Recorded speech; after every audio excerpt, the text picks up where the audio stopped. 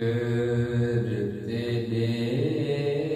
यार दा मौला करेंदा रह बयां जिक्र तेरे यार दा जिक्र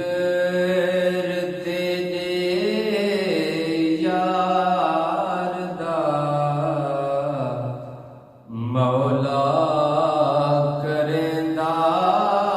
रह वजां तू भी राजी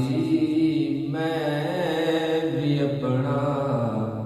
हाँ ठहरेंदा रह वजां तू भी राजी मैं भी अपना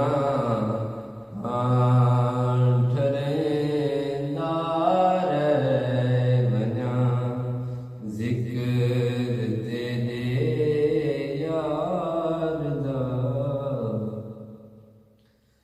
तेरा मेरा हिक जो है महबूब तावल करूं तेरा मेरा हिक जो है महबूब तावल करूं अर्श ते तू ना घिने मैं इथ जुमेंदा रह वजां अर्श ते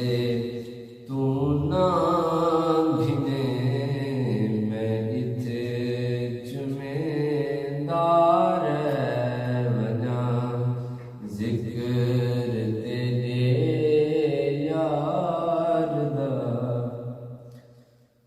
लोग पढ़ते हज नमाज़ां मेरे ज़िम्मे लाइयो लोग पढ़ते हज नमाज़ां मेरे ज़िम्मे लाइयो मैं तेरे महबूब दे सेहरे लिखेंदा रह वजां मैं तेरे